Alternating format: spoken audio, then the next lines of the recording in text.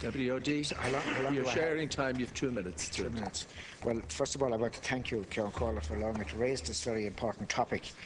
With all due respects to the rules of the House, I don't think 2 minutes is adequate to properly deal with the devastation and disaster that was visited on the city of Limerick over the weekend, or indeed with the destitution, the misery, the hopelessness and the despair which followed in its wake. My constituents in Kings Island in Limerick City awoke on Saturday morning last to their own particular version of Dante's Inferno, and but for the dedication and professionalism of the emergency services, whom I thank and congratulate, there is no doubt that lives would have been lost. In the very short time available to me, I just want to ask the Minister of State some practical questions, and I would appreciate direct answers, because I'm asking these questions directly on behalf of my constituents who are asking me the same questions. What is the position going to be in relation to people whose houses have been destroyed and rendered uninhabitable? I mean, these houses fall into two categories. First of all, the houses owned by the local authority and rented, and secondly, private houses. Is it the local authority who's going to effect the repairs to these houses? Can they be repaired? Does the local authority intend to rehouse those people? And most of all, when?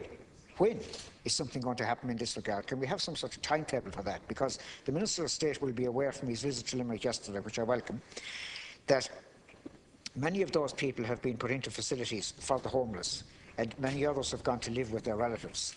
And obviously that's a situation that can't continue indefinitely. And secondly, can I ask the Minister of State about people who own their own houses, particularly people who don't have insurance, who are specifically excluded from having flood insurance, as many of them are.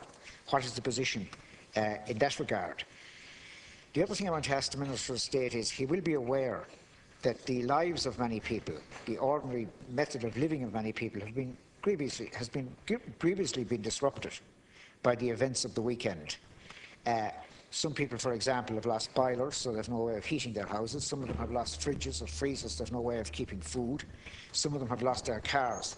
I mean, as regards emergency provision for those people, could the Minister of State tell me how many social welfare officers have been allocated, what funding has been allocated to deal with those issues, what specific funding has been allocated, what's the total amount? And could the Minister of State tell me what is the timescale between application, between the time they apply and the time they expect to get paid? And finally, I want to ask the Minister of State, what is the government's intention in regard to general compensation? The Minister will be aware that 15 years ago, when 20 houses were flooding, we got general compensation of £500,000 at the time. So what is the government's intention in this regard?